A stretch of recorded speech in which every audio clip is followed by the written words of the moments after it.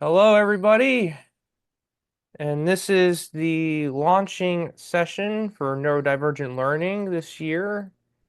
It's about the end of the month in February, and I figured I'd start off by talking about what the deal is with objectives and should we be so objective driven that perhaps we lose track of what matters and overly rigid about how we routinely orient ourselves. But before I get into all that, I first want to announce that, again, this is a partnership collaboration with the Active Inference Institute.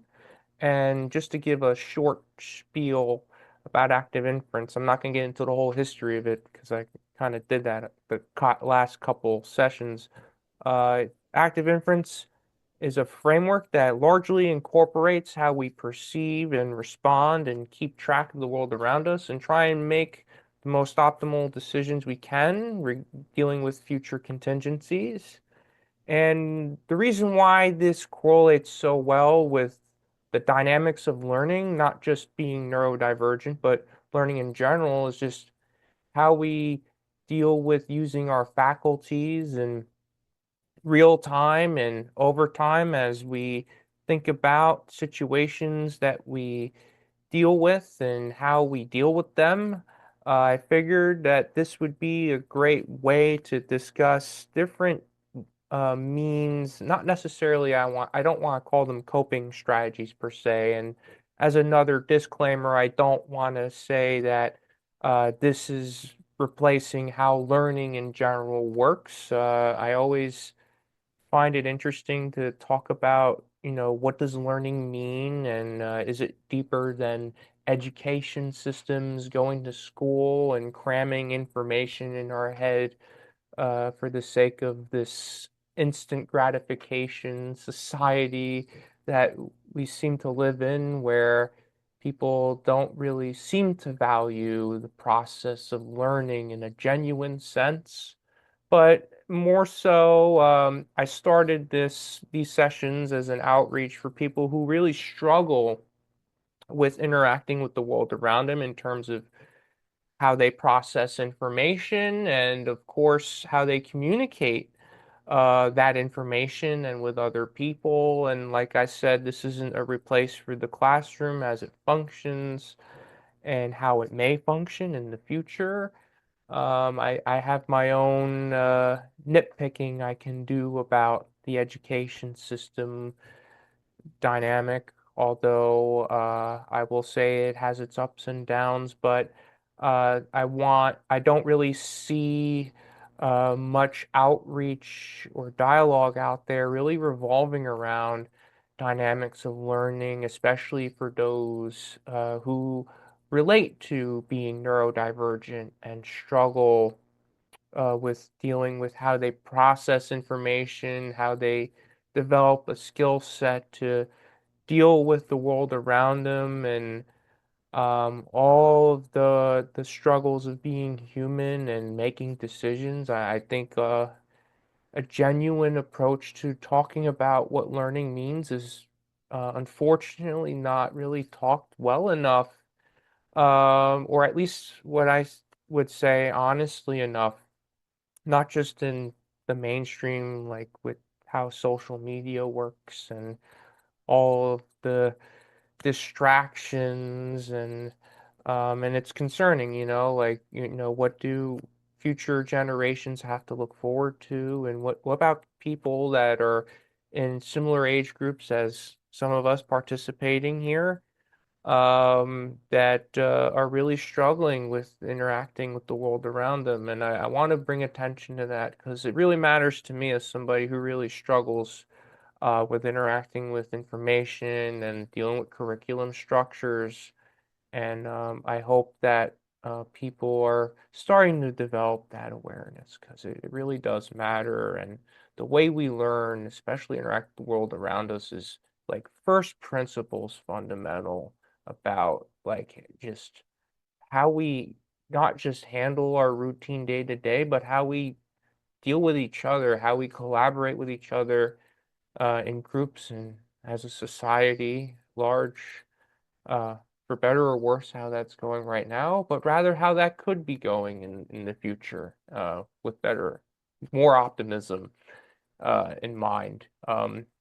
Now, before I get into talking about objectives and I went over a bit, I kind of revisited uh, basically what passive learning, active learning, and consumption learning have to do with each other, and why these conceptions of learning matter. On the one hand, we can focus on our attention on things that may or may not matter in sort of like a neutrality grounding, and that would sort of be passive learning in a sense. And active learning is you have sort of a constructive flow that's aligned with your priorities, like be it your day-to-day work, how you're managing your life, like basic needs and wellness. Active learning would be associated with that. Consumption learning, um, I guess you could say, like, as you are engaging with whatever has your attention and in a manner that passively or actively, um, like as you're engaging, that is, well, I would say initially I looked at consumption learning as well. This might, your time is being consumed doing something that might be irrelevant. But a better spin on that would be, okay, well, this is kind of a maladaptive capacity for me to consume my time. Um, and I use this building a sailboat example a bit because I figured, what's a simple way I can kind of put these concepts together, string them together. And let's say I'm building a sailboat for the sake, I'm learning how to build the sailboat, right? So, but for whatever reason, I was just kind of obsessed with just learning how to build the sailboat, and I don't end up building the sailboat. There was no constructive means to go about that. So I end up consuming my time building the sailboat in a maladaptive manner, and it served as some kind of distraction, and or maybe it wasn't that bad of a use of my time. It was more of like entertaining my thought process for whatever reason, like be it like I needed to give myself something to do, and I figured, oh, I'm gonna learn how to build a sailboat. Maybe I didn't spend that much time learning how to build the sailboat. Or maybe another case would be in the active senses, well, maybe it's a survivalist mentality. Maybe I want to go fishing. I have a fishing rod and I need some kind of device as I'm going out in the lake nearby, or or a river, and I decide to learn how to build the sailboat, and I build the sailboat and I go fishing. So I want to kind of go back to that. I want to, I guess, review these conceptions of passive learning, active learning, and consumption learning. And I wanted to talk more about, okay, well, I want to frame this rather about what this has to do with being objective driven. How do we prioritize our time, and what does prioritizing even mean? So I'm gonna share my screen real quick here, and so I'll share desktop. Actually, let me stop sharing a bit. Okay, here we go. It zooms a little weird because it gets in the way of my browser uh, switching between the tabs. Okay, here we go. So here's my Trello boards. I obsessively use Trello to archive things, organize things, you name it. And I have I arrange the lists a certain way based on how I want to prioritize my time. Like priority task would be stuff that I need to really focus on. I do this investigative stuff where I look at papers and I look for more papers. So that's what this list over here is. And then I have a bunch of cards with comments, and in some of these comments, here, priority key articles, I'll add papers to the comments and then I'll number them here based on how I want to prioritize them. And this is actually a feature. This is actually something I started doing, was adding these little numberings here. Um, but I also I have this list over here of papers and content to read and sift through immediately. And this is kind of stuff like if I need a break going through my priority read, and I'll go through each of those priority reads one at a time. If I need and these priority reads, like these are basically papers and articles that are basically situated or meaningful to the work I'm doing. So the preprint paper collaboration effort I'm working on for my internship, as an example. I also spent a big deal of effort migrating a bunch of information from my Trello boards. And actually, I'll show this off real quick because, in a sense, I'm kind of proud of it. So I use this uh, Zotero data. I use Zotero database. Well, I started using Zotero database. And I migrated, you can see over here, there's over 1,316 items, and most of those are academic papers, but there's some blog articles, some sections from books, and there's one podcast article. I mean, it's technically a blog article, but it does have like a podcast link to it as well. And all of these papers right here, working on an agentic AI focused paper, but a lot of these papers are really framed around the cognitive neuropsychology lens, so understanding human behavior, neuronal like dynamics of how neurons interact with each other and stuff like that. I have some stuff on robotics, a lot of stuff on materials and metamaterials. And as you can see, I have these sub collections here. So this is the group collection. And then I have these sub collections where I have a whole bunch of papers here that are organized. And I actually spent a great deal of time sorting through the papers from my Trello boards. Going back to my Trello boards, what I did was, after I sorted through the papers and migrated them, I would put a little tag.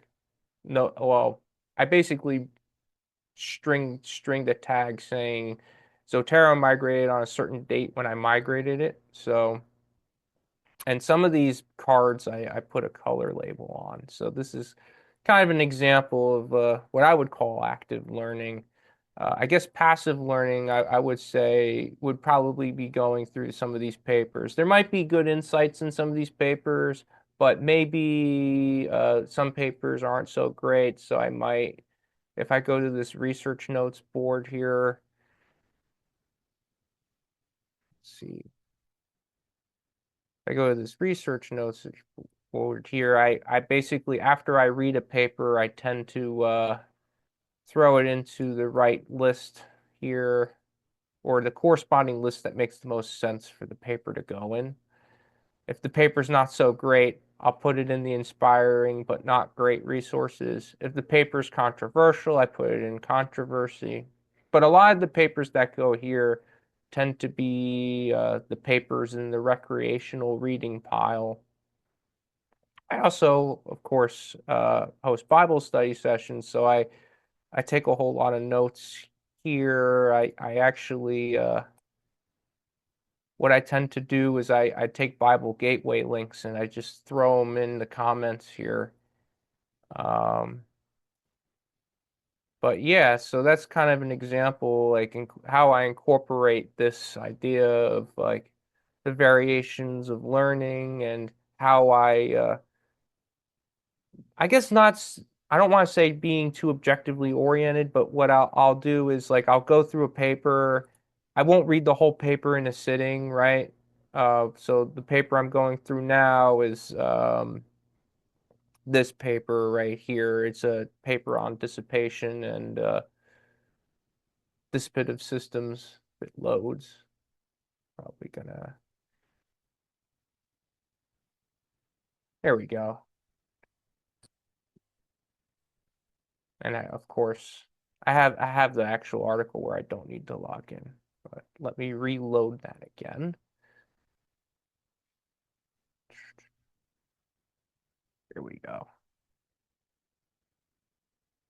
And I'm almost done here, and then we'll get right to the dialogue. But regarding objectives now, I think one of my experiences, uh, this will probably be the last couple minutes of my spiel here, talking about the problem with being too objective oriented as opposed to trying to pivot around a bit. So like I said, I use this example, like there might be key papers I have to go through for the work that I'm prioritizing. And then at certain points, for example, I might take a break from reading those papers and I'll go through this pile of papers here.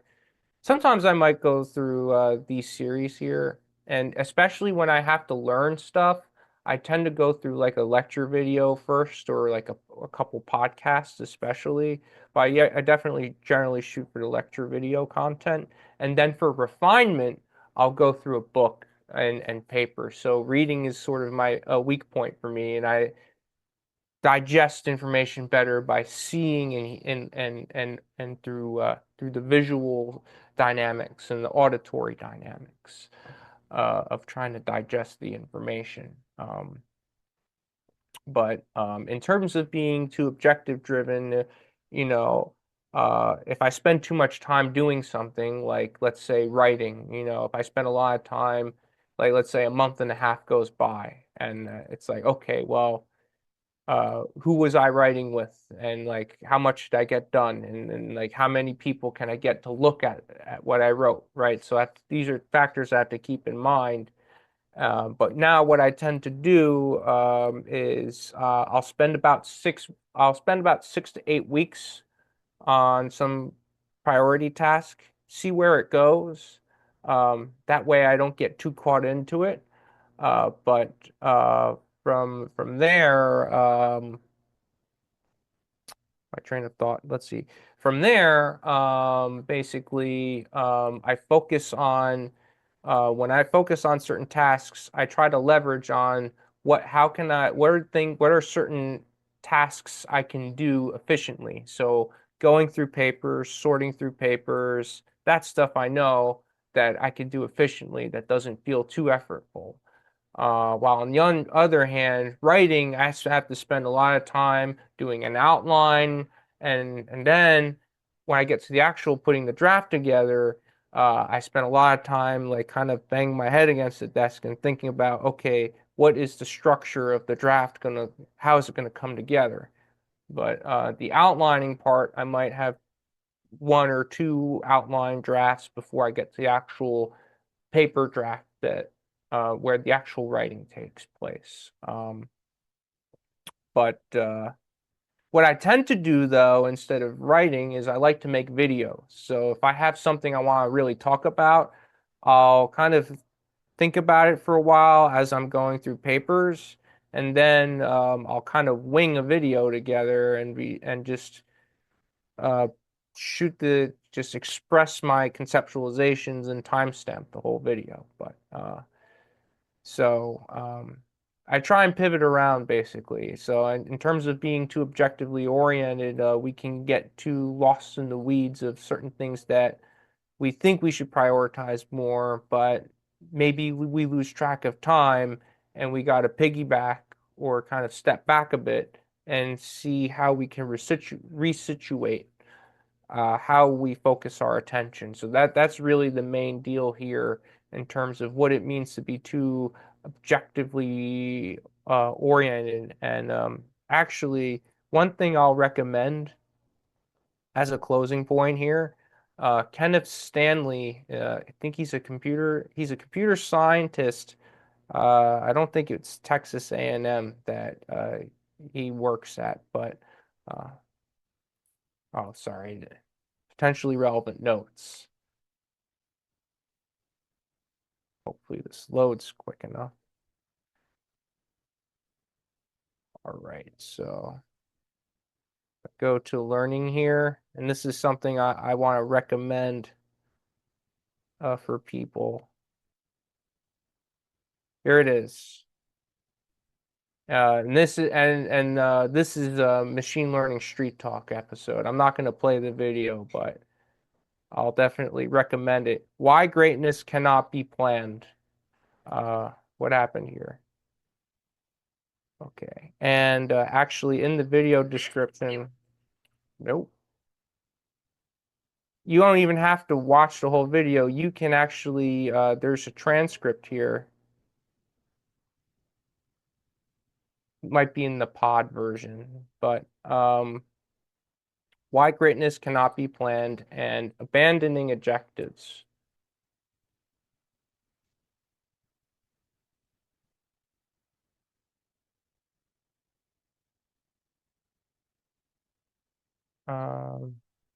Stanley. I guess this is it.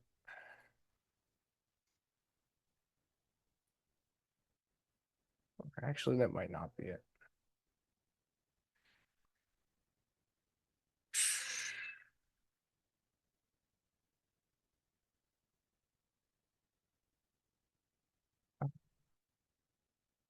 That is it, Jesse. What? That is the right one.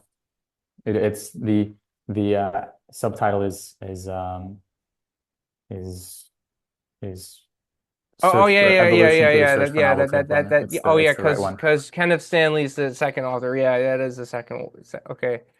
The abstract is kind of like the icing on the cake here. It says in evolutionary computation, the fitness function normally measures progress towards an objective in the search space, effectively acting as an objective function. Through deception, such objective functions may actually prevent the objective from being reached. While methods exist to mitigate deception, they leave the underlying pathology untreated.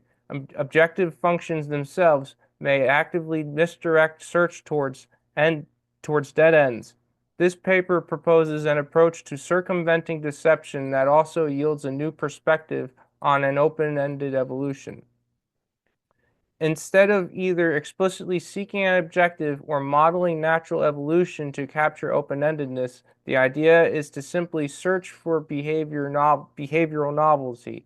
Even in an objective-based problem, such novelty search ignores the objective. Because many points in the search space collapse to a single behavior, the search for novelty is often feasible. Furthermore, because there are only so many simple behaviors, the search for novelty leads to increasing complexity. By decoupling open-ended search from artificial life worlds, the search for novelty is applicable to real-world problems. Counterintuitively, in the maze navigation and biped walking tasks in this paper, novelty search significantly outperforms objective-based search, suggesting the strange conclusion that some problems are best solved by methods that ignore the objective. The main lesson is the inherent limitation of objective-based paradigm and the unexploited opportunity to guide search through other means. So occasionally doing side quests is a good way of thinking about like, okay, this novelty exploration. Because, the side quests, they might inspire us to have motivation that gets us back onto the objective and with more magnitude towards where it could go as opposed to where it would have gone if we just focus too much and then we don't step back. But I think this is a pretty beautiful abstract. The paper is okay, but I do recommend the interview, that Kenneth Stanley's machine learning street talk interview. It's about a little over 2.5 hours, but it's worth it. It's great. So I'm gonna stop my screen share and let's have a bit of discussion. I guess that was like 25 minutes, but not too bad. A little 5 minutes over. There we go.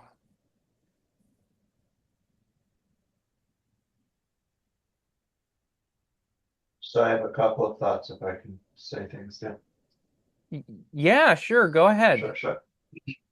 So yeah, I think you have a lot of interesting things to say. I always like looking at your Trello board and organization, which I envy because I just built up mental models in my head somehow and have never really captured the organization. But on the objective oriented thinking, and I was just skimming through the article quickly that you pulled up. And I guess my initial thought, and now I'm walking it back a bit as I look at the article, was that I don't know that you can be too objective oriented because I think objectives are really a matter of perspective.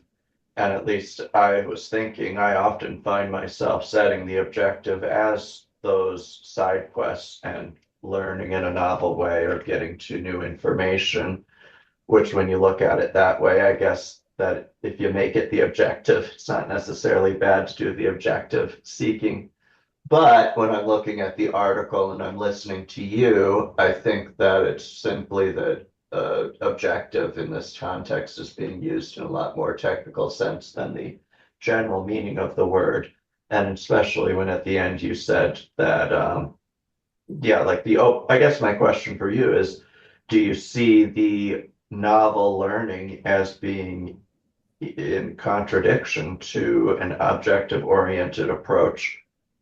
Because I find when I'm learning, I set a bunch of small objectives along the way. I want to learn how this thing in the world works. So I'm going to start looking and then I find some general info and then I set a few more objectives for myself.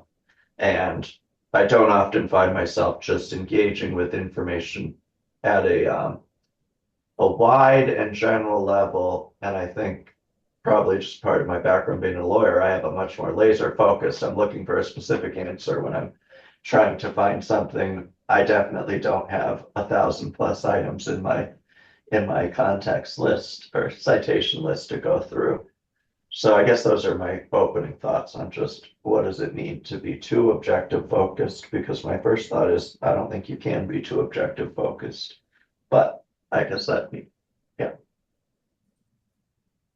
Yeah, I don't know if if Ines has anything to share because I know I rambled a bit.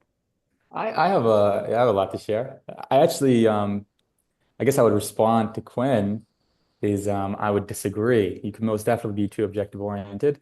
Um, you know, in the article, the idea is that, well, sometimes pursuit and objective paradoxically prevents us from achieving it.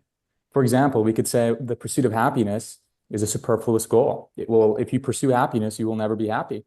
And by and large, this claim is true. There's a good quote by Rumi, right, a famous Iranian mystic poet, and he says, "All of your anxiety is because of your desire for harmony. If you seek disharmony, you will gain peace." And so this sort of coincidence of opposites is something that we see a lot in mysticism. But what I would say is that the basic idea, I believe, at least what I gathered, is that in order for creative ideas to be born, you need a novel approach. In fact, if I could pull this quote up real quick from here. So this is from a book about Kazimierz Dabrowski's theory of positive discrimination. But in general, this is generally true in psychology. Creative people are more autonomous, introverted, open to new experiences, norm-doubting, self-confident, self-accepting, driven ambition, whatever. Out of these, the largest effect sizes are on openness. And this is something by and large true in psychology, is that openness to new experience is one of the main drivers for growth, for expansion of awareness. And if you look at it theologically or mystically, openness to experience, to culminate and assimilate new identities is what sort of leads to higher growth.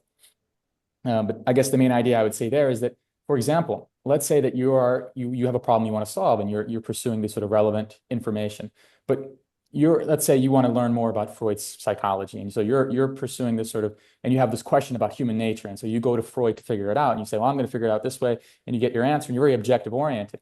However, if you were to go and say, look at a piece of art, or if you were to go and read some mathematics or some biology or neurology, the underlying question that you have that still exists in objective in you, while you're reading this in a sort of what you might say whimsical or lackadaisical, or more so just for the sake of reading it, in your mind can emerge something called creativity, the connection of two hitherto unconnected ideas. And so that novelty, that search for novel experience is what generates these connections that then broaden your horizon, and then you actually solve the objective in a broader way.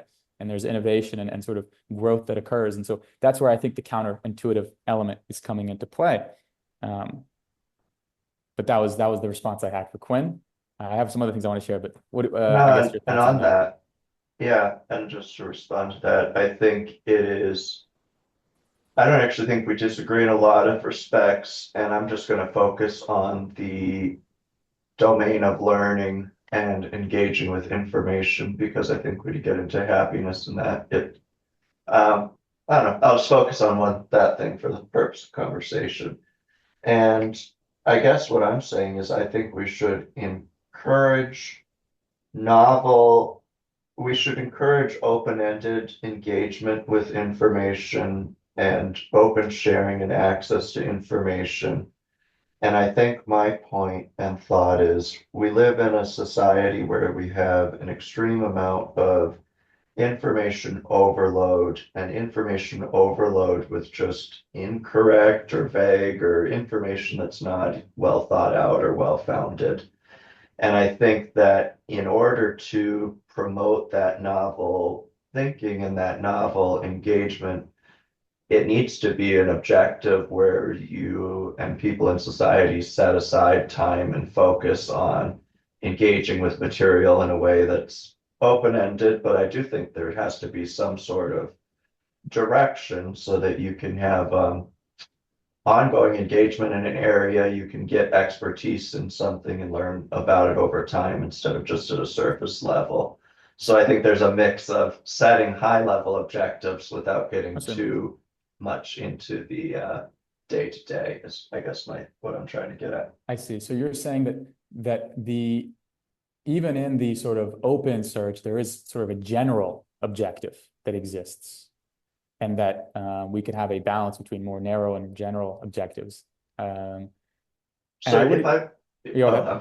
No, go Yeah, ahead. I was going to say if I'm thinking about it with when I go to law school and I work with lawyers, I find that 99% of people who work in law do not have an academic interest in it, don't spend time reading the cases that come out or the academic articles or participate in professional conversations about it. So I think it's important that we promote and say, like, no, it should be an objective to learn and have open-ended learning. And maybe that's not in conflict with this article and that point of view.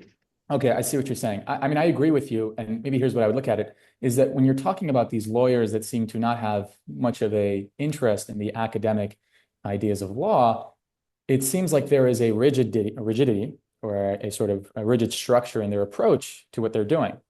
And that rigid structure can be very beneficial in accomplishing the objectives that they have. However, right, as you're saying, there should be some sort of open-ended idea here. Why?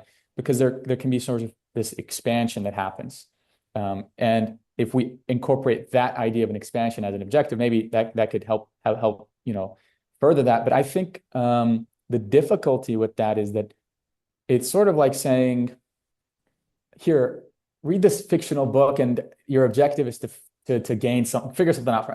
It's like I think the idea is that you don't know what you're going to get from it, and that itself.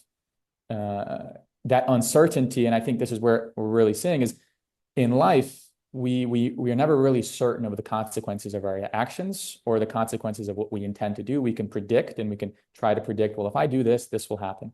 But ultimately, we can never be certain. Even after we have sort of seen some element of the consequences, we still can't be certain of the true extent of it. We're human beings. We're stuck in space and time. You could say, well, I got in a car crash and that was bad. But maybe you getting into a car crash prevented you from getting into an even worse car crash. Who knows? Something like that. It's just the idea that there's things that we don't know and we can't know. And so the predictive objective model tells us, or typically operates on the perspective that we do know. We know what we're going to get. And so we shouldn't engage in behavior that isn't beneficial. Yet we don't know that.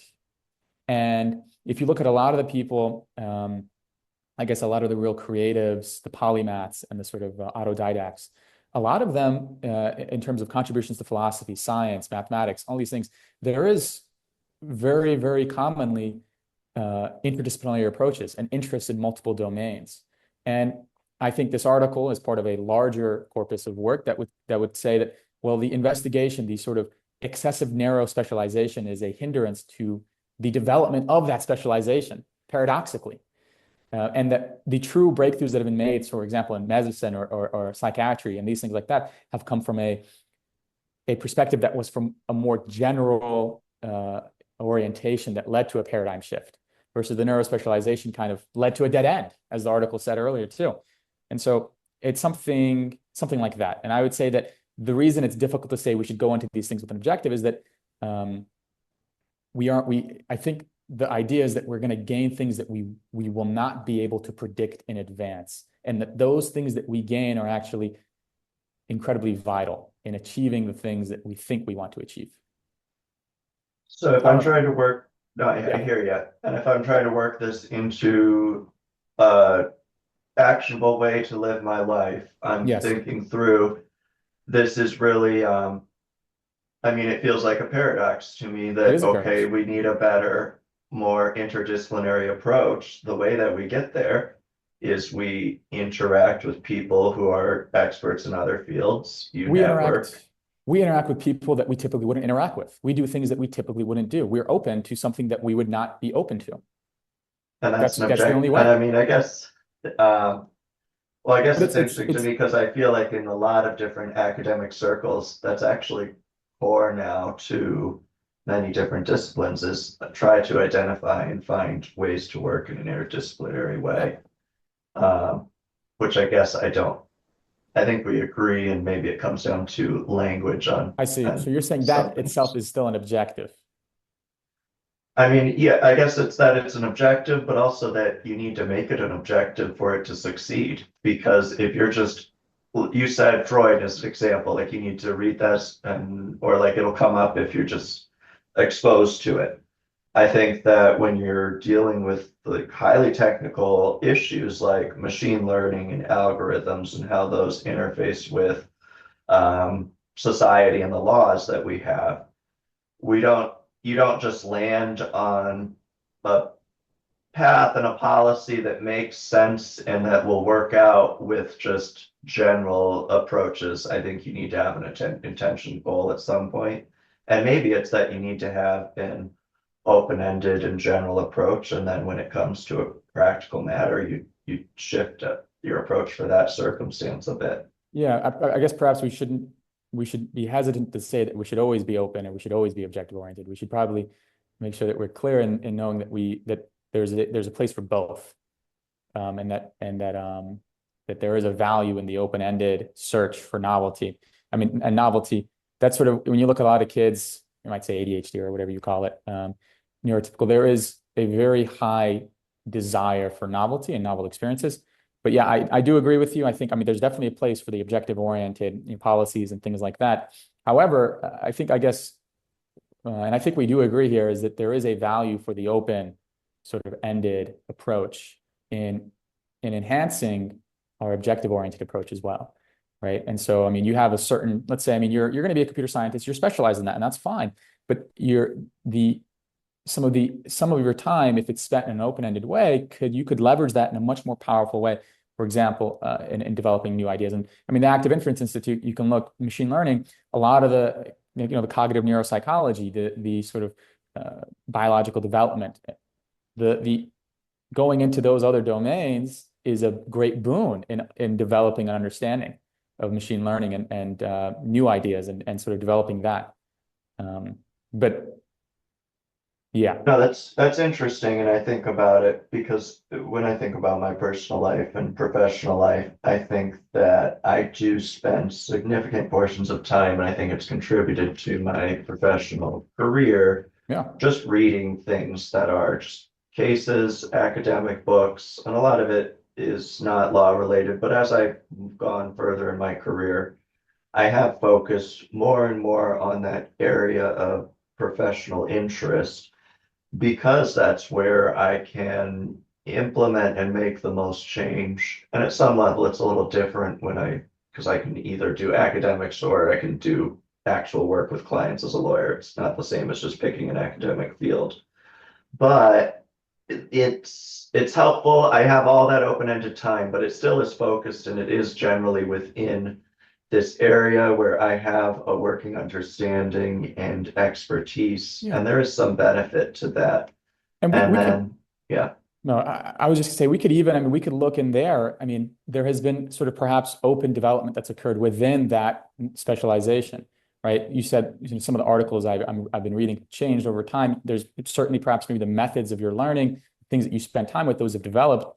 And I guess that's to say is that it's the trying of different things. And I go back to, I guess, Jesse's idea of like building a sailboat, for example, right? You try to build a sailboat and, it was maladaptive or this and that, but you do learn something from that. You learn whether or not you're good at building sailboats. First of all, whether or not something you enjoy, you learn more about yourself. And then in that experience, the active part is is saying, well, actually, maybe there are things that I could do might be better or might be worse. And I think that's also part of that open search for novelty, where maybe there is a dissatisfaction or a recognition of the dissatisfaction of the current method. And it's not like you abandon the former, but maybe there's an addition and there's just a continuous recognition that you can add and develop and change. So on the sailboat, let me pose it like this to make sure, just to see if I am understanding things the same. 'Cause to me, this feels like the difference of, okay, I want to build a sailboat or I want to learn about building sailboats. You can either pick up a book and you can get plans and you can build the sailboat according to the plans, or you can spend the next few months kind of working out what makes a good sailboat and just trying it through trial and error.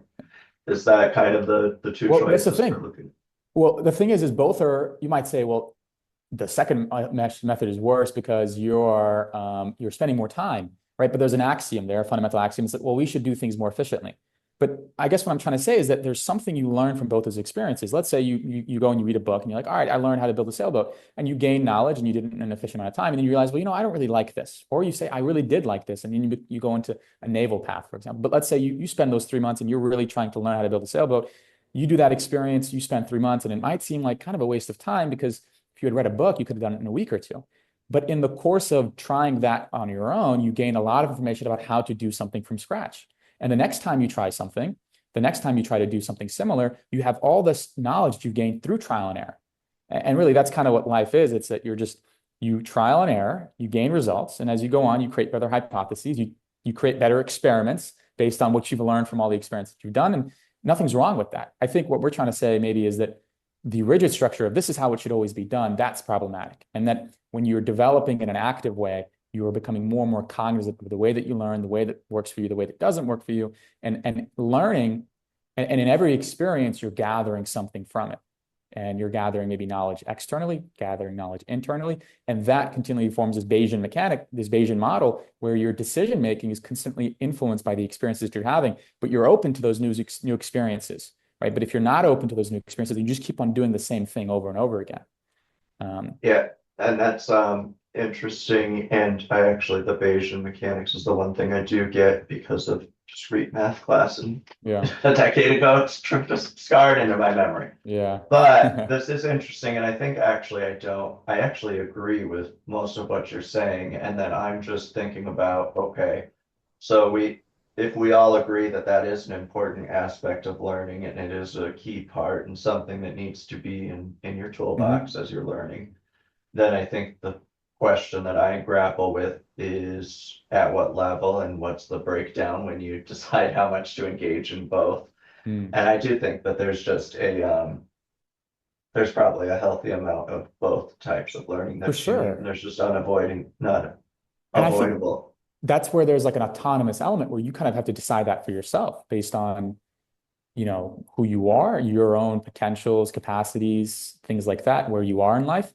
But that's where the autonomous thing, the active element is there, where you're actively determining that rather than having it passively determined for you. And I think this is where, Jesse, at the start, I really did appreciate that, this sort of neurodivergent approach, like looking at different ways of learning and kind of a lot like educationally recognizing the value of these things and recognizing really the difference of individual people in those methods and allowing them to develop into themselves in an autonomous way rather than sort of just saying, this is the system you follow, you conform to the standard, and then you follow the standard. And I think, generally education has followed that format. There have definitely been developments in a more positive way, and there's going to be more developments. It's a very difficult thing, obviously, but maybe this is just part of the sort of general awareness of this and kind of going more in that direction.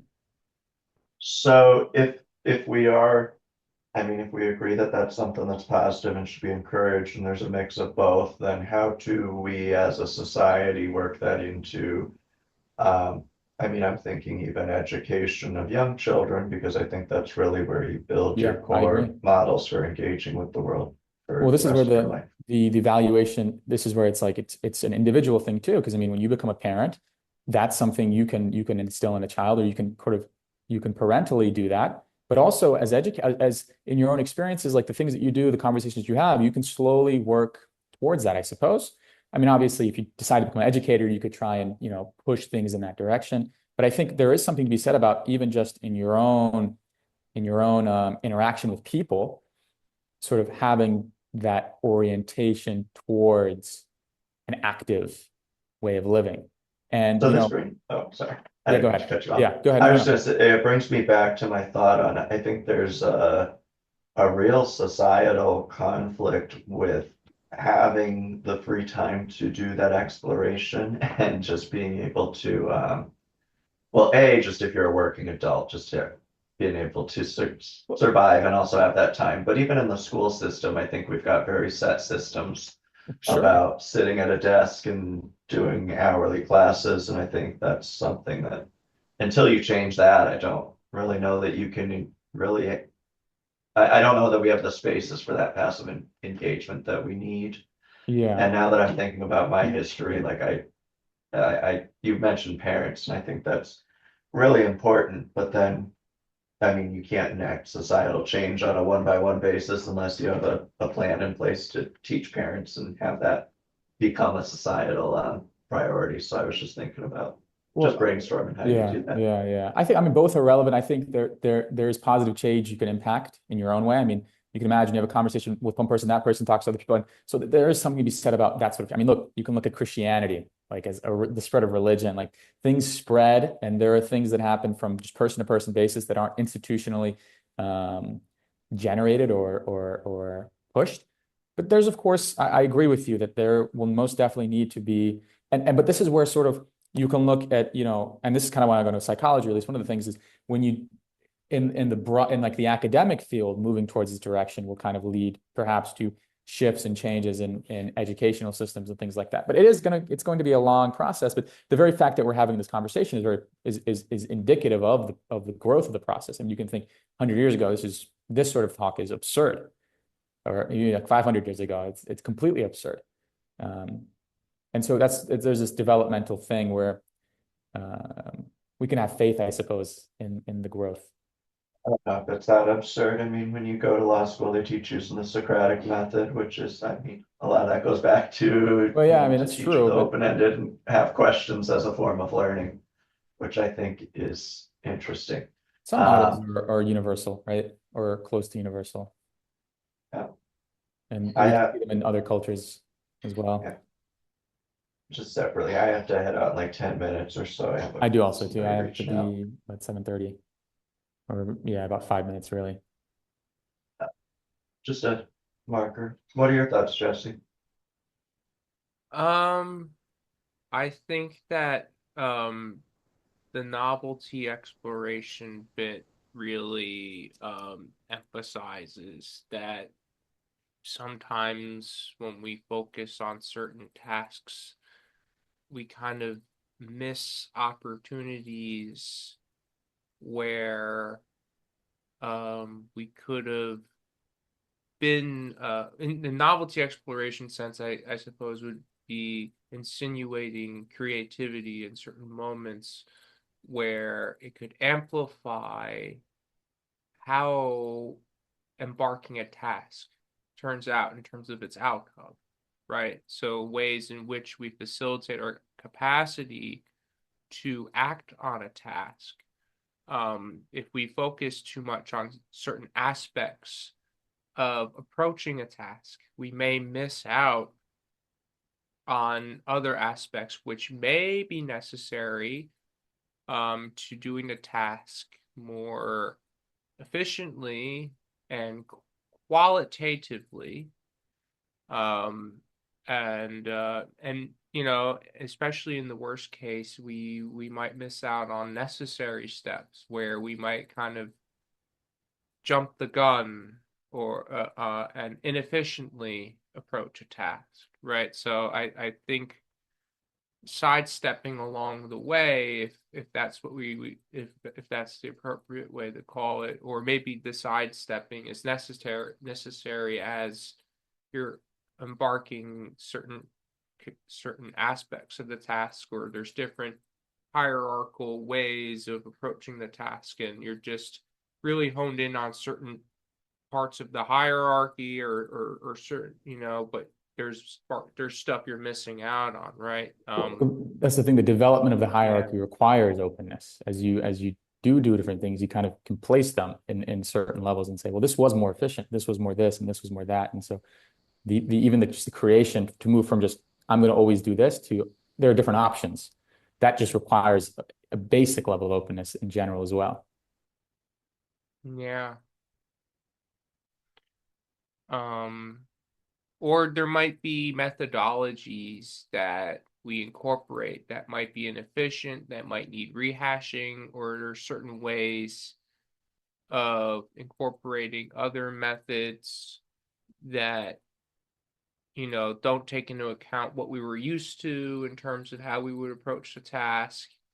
Or maybe it's necessary that there are certain obstacles or just the environment in which we have to approach the task at hand, you know, might throw us in a situation where we could underestimate or overestimate um, certain um, the methodology, the approach, right? So we might underestimate or overestimate our approach, and that might be incorporated into, the lens that, how we hone in or zoom out, and where it is necessary to kind of, this aspect of aperture as opposed to focus. Um, Aperture is the word that NS used. That I kind of I'm catching on to that a bit, but I think that's the kind of like the gist that I put in mind. Like being too rigid would be being too focused on approaching a certain method that might be redundant or might be depreciable and inefficient, right? As opposed to taking into consideration other ways to go about it. Oh, we got another guest. Well, I'm about to have to leave, Yeah. unfortunately. Hey, Susan. Glad you joined us. A bit late, but not too late. We were talking about. I think I sent you the paper, abandoning objectives, and I think it's interesting to kind of talk about, when we're too rigidly focused on how we approach uh, certain routines and priorities in our lives, and we might use outdated methodologies or just how we pay attention to certain details of how we focus our time on getting things done, uh, and how we should go about it. And this idea of using novelty, creative exploration could really come a long way in terms of dealing with underestimating or overestimating the effort we put in. Good. Sorry, I'm jumping in late. I wasn't keeping attention. And so, what about missed, or should I just let you guys keep riffing? Well, I'm curious what you have to add because you just jumped in and they've been riffing for a while. Uh, so if you have Dennis any, and I both have to hop off in a few minutes was all, so. Yeah. But we've been having some interesting conversation about the importance of open-ended learning and how much we should set objectives for ourselves when we're trying to learn about things was the main focus. Yeah. Yeah. Hmm. And So- I get, yeah. Yeah, my name is Ines. And yeah, so I think also just recognizing that an open approach kind of one, it's psychologically, you'll say it's, openness to new experiences, central in creativity and things like that, personality development, but also just in learning more about yourself, I would say, and just learning more about other people. It's something central. If you remain with the rigid structure, you can apply this to anything in life, really. If you remain with the rigid structure, you are remaining limited or maybe uni-level or just in that singular dimension. And then the openness to anything else ever just adds a third dimension immediately. And then that, as you experience more and more, the sort of assimilation of new identities, assimilation of all of these experiences leads to the cultivation of a greater sense of self and a greater sense of the world. It's a very mystical, theological idea as well. It's something that I think is the essence of mysticism. I talked about it a little bit, but something I inherently agree with, something that I think is perhaps a relevant story of my own like intellectual interests that I've kind of intuitively just followed my entire life.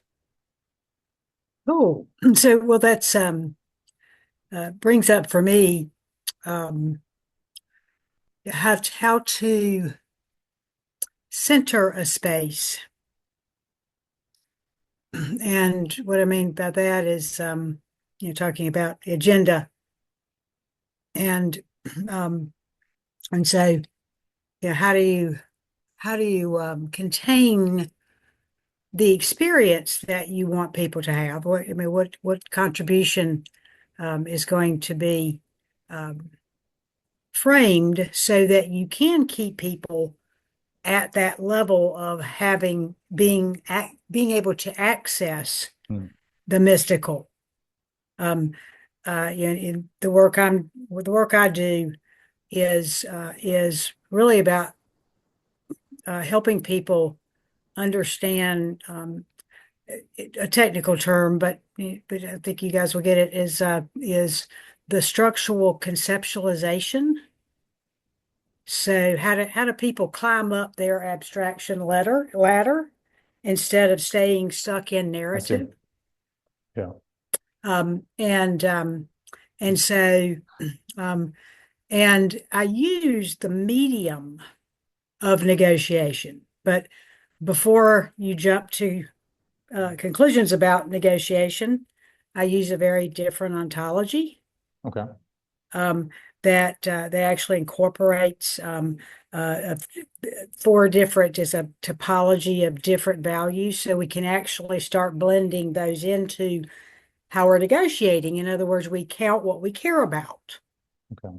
But it's very interesting in the complete flops I've had in the beginning, and I'm starting to, because I use perception action, I actually use a sports constraints-based sports coaching in one level, because what I'm setting the space up is so I'm designing the space.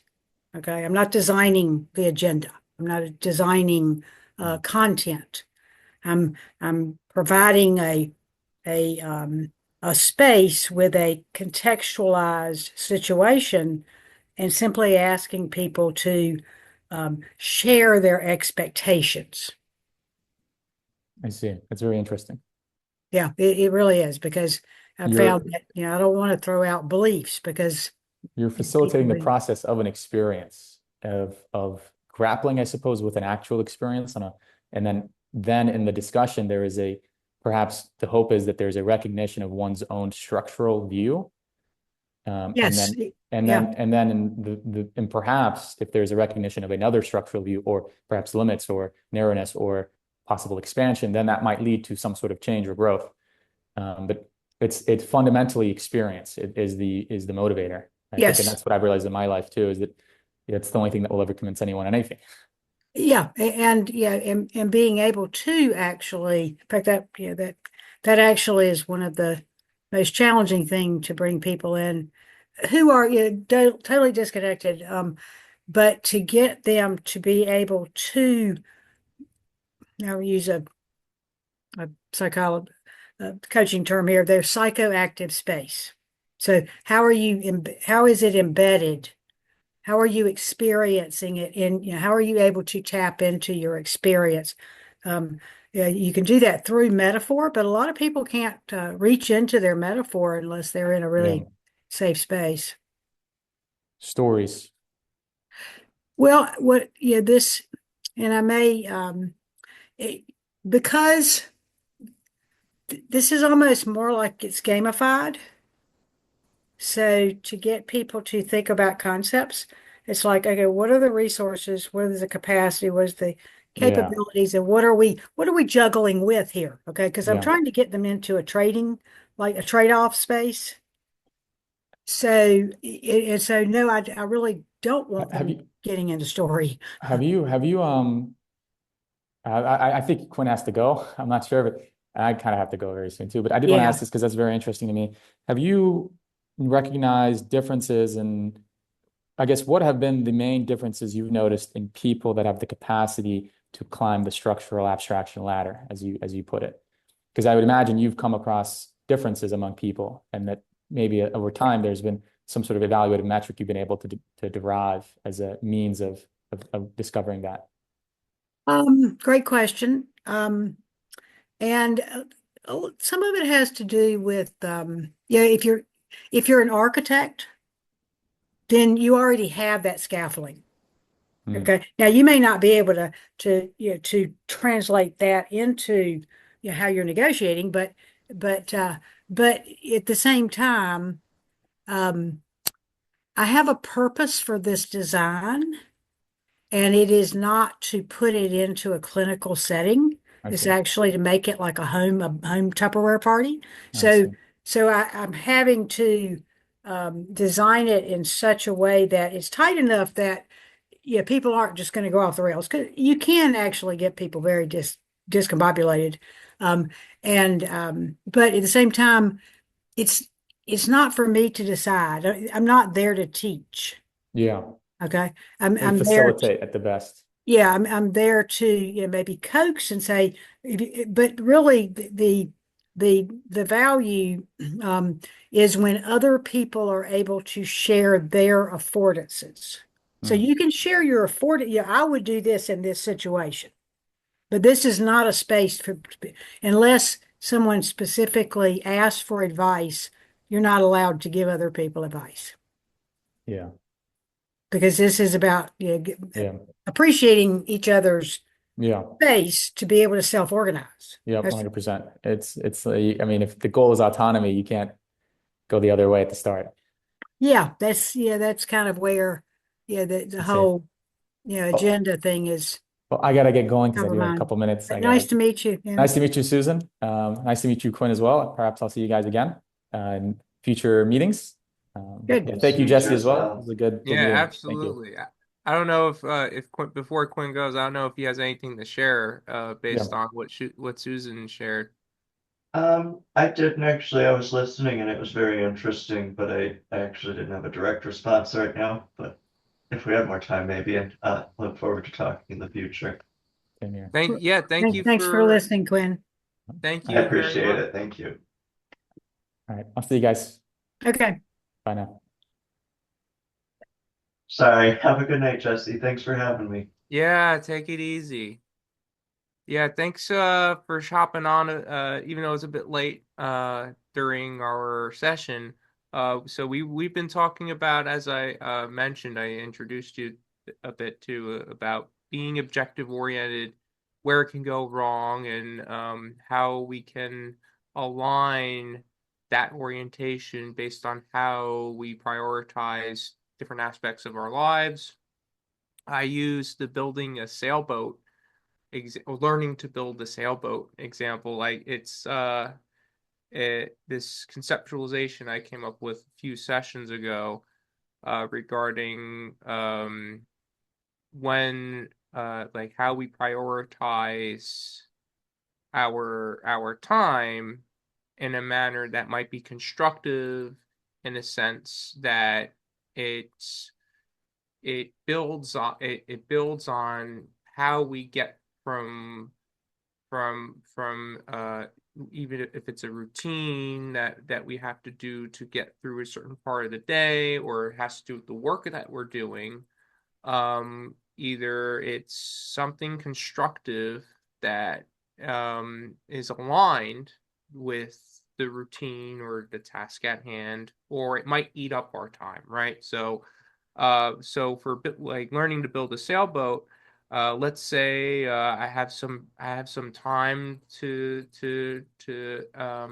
I have some time on my hands, and I'm just curious about the process of learning how to build a sailboat. And maybe I don't waste that much time learning how to build the sailboat. So that's more or Maybe, less like a so neutral let path. me let me ask you. I'm trying to orient here. Sure. Are you trying to teach me something, or are we just having a conversation? Oh, so these sessions are recorded actually. Okay. Yeah, yeah, I put them on. I'm not sure if you had a chance to check out any of my previous sessions. Okay, I Uh, have not. okay, so yeah, Okay. I'll send you I thought I sent you the playlist. I have a whole playlist. I think That you did. And yeah, and I've been super busy Oh, sure, and sure. and Yeah, so yeah. So and I really I just wanted to stop in and just out of respect say hello, but I you know, sure. but so I'll definitely try to pick up. And you have these Absolutely. every week? No, I do these. Well, now it's at the end of the month, once a month. Okay. Originally it was like towards the middle end of the month when I started it last year.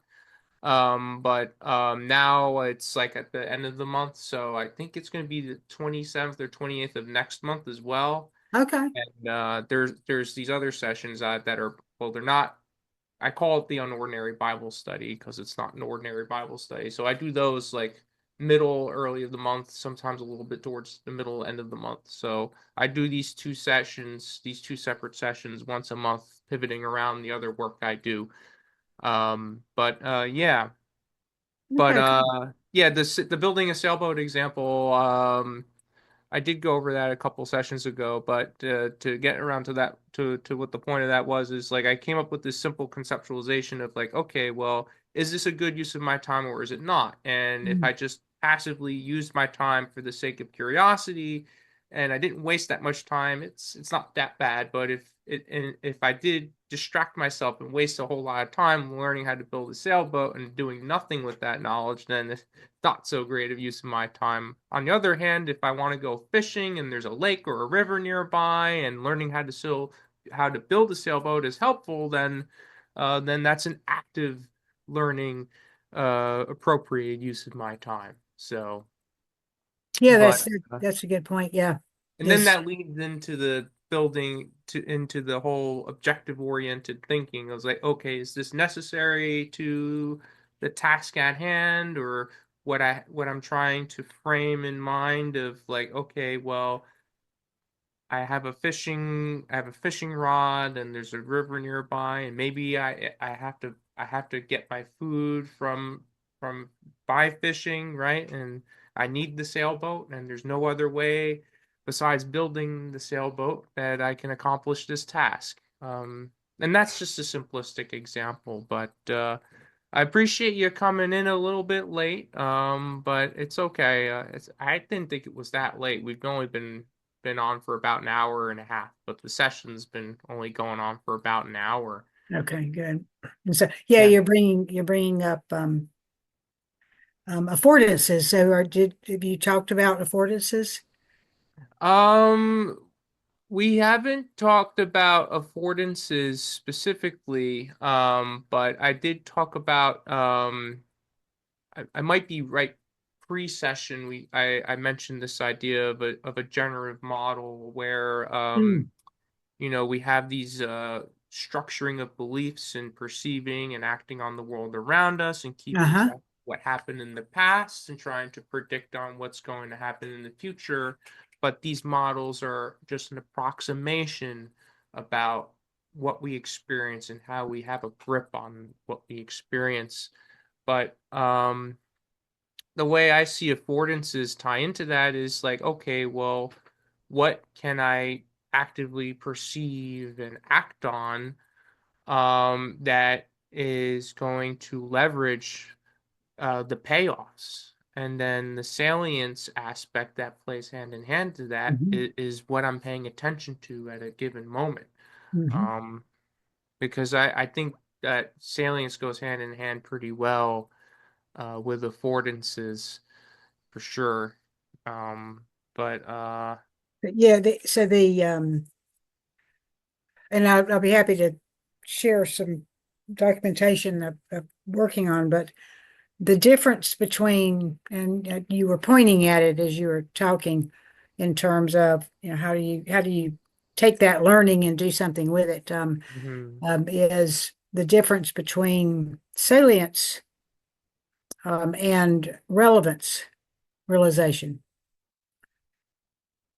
And there's actually a gap, um, between, or I say a gap, in other words, I if I'm an addict, then my perception for what is relevant is going to be muted.